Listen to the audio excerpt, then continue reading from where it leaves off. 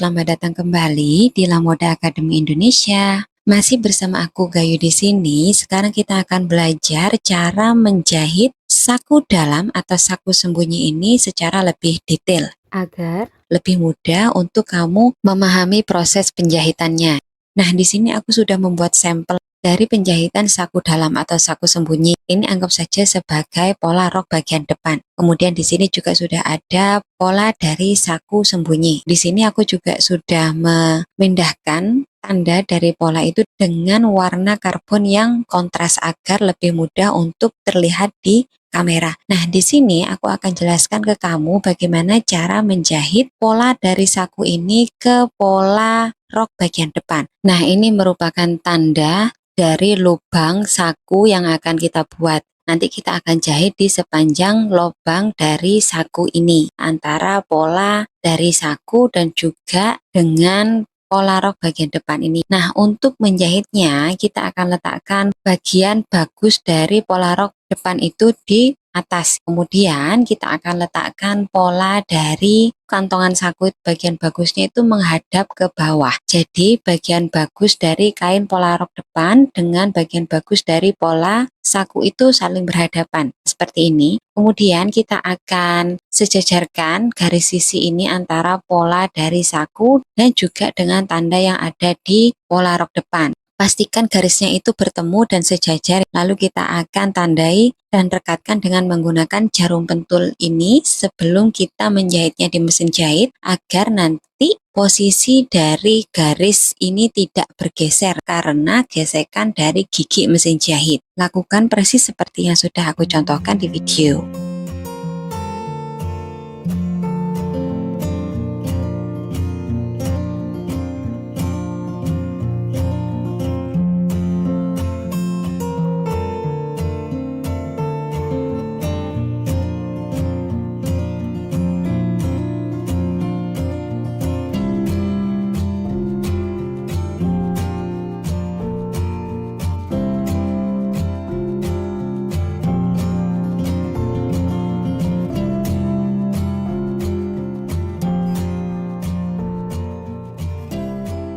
Nah, jadi seperti ini. Di sini kita sudah paskan posisi dari garis sisi antara pola di saku dan juga garis sisi yang ada di pola rok bagian depan. Nah, di sini kita akan jahit di sepanjang lubang dari saku dalam ini. Jadi dari titik atas lubang saku ini lurus ke bawah dijahit sampai ke titik bawah dari lubang saku dalam ini. Jangan lupa ketika menjahit nanti kita akan mulai dengan mengunci jahitan tersebut di titik atas dan juga titik bawah dari lubang saku sembunyi kita. Sekarang langsung kita praktekkan ke mesin jahit. Nah, sekarang mari kita jahit lubang dari saku dalam kita ini. Nah, di sini nanti kita akan mulai dengan mengunci jahitan di bagian titik atas lubang saku ini, kemudian kita akan akhiri dengan mengunci jahitan di titik akhir dari lubang saku dalam ini. Namun sebelum kita menjahit dari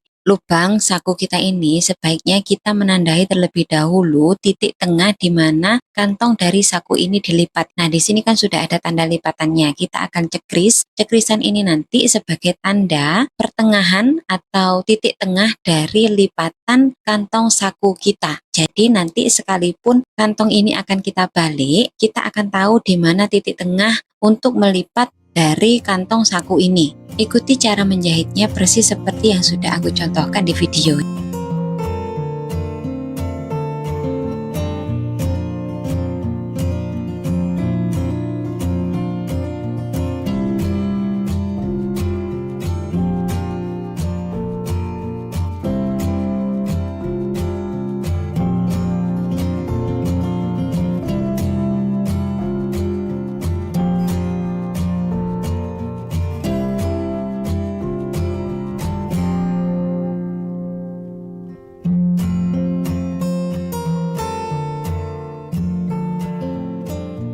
Hasil jahitannya seperti ini. Ini jahitannya sudah kita kunci di bagian titik atas dan juga di bagian titik bawah dari lubang saku kita. Biasakan untuk merapikan sisa-sisa benang sebelum lanjut ke proses penjahitan berikutnya. Selanjutnya kita akan potong secara diagonal tepat di area titik atas dan juga titik bawah dari lubang saku kita. Lakukan persis seperti yang sudah aku contohkan di video. Jadi di sini dari siku-siku yang terbentuk dari batas titik atas dan titik bawah dari lubang saku tersebut yang berpotongan langsung dengan garis tanda sisi dari rok, itu kita akan gambar garis diagonal ke arah luar, lalu kita akan potong, kita akan cekris nyepet ke titik dari titik atas dan titik bawah dari lubang saku dalam ini. Kemudian kalau sudah kita potong, kita akan tipiskan kampuh yang ada di sepanjang jahitan lubang dari saku dalam ini, agar nanti itu area lubang dari saku itu tidak tebal karena kampuh yang terlalu besar, karena nanti kita akan membalik dan menjahit tindas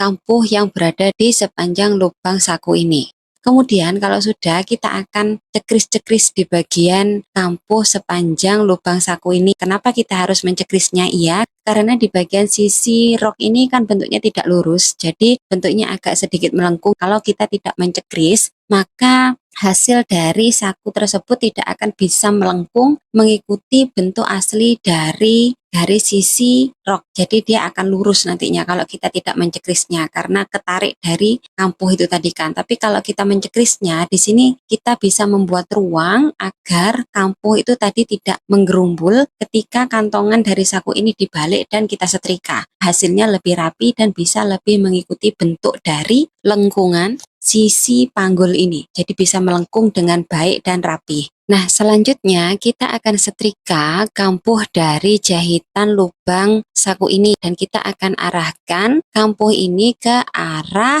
kantongan dari saku. Jadi jangan diarahkan ke arah pola depan rok, tapi ke arah kantongan dari saku. Nah, kalau sudah disetrika, nanti kita akan tindas kampuh tersebut dan akan kita rekatkan ke area kantong dari saku dalam ini. Kita tindas sekitar 2 mm dari jarak jahitan lubang saku ini. Jahitan tindasan ini biasanya disebut dengan istilah clean stitch atau jahitan yang digunakan untuk membuat lipatan dari sebuah jahitan itu terlihat bersih dan rapi agar lapisan di dalamnya itu tidak terlihat dari sisi luarnya. Nah, di sini kita akan setrika jahitan dari lubang saku kita hadapkan kampuhnya menghadap ke arah kantong dari saku kita. Kita akan setrika, kita akan pipihkan seperti ini sebelum kita jahit jahitan tindas.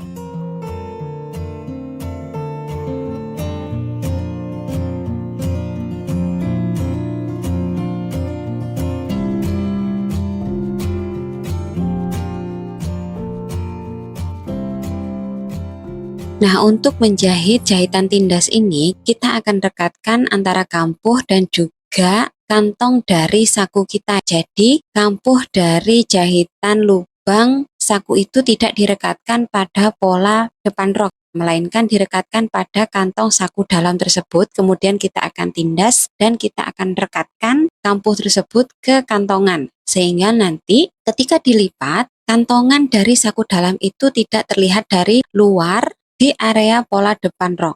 Nah, di sini kampuhnya sudah aku arahkan ke arah kantong dari saku dalam. Sudah disetrika dan sudah merekat ke arah kantongan. Kemudian kita akan jahit di sepanjang ini. Itu lebarnya sekitaran 2 mm dari jarak jahitan sambungan antara pola depan rok dengan kantong saku dalam ini. Lakukan seperti yang sudah aku contohkan di video.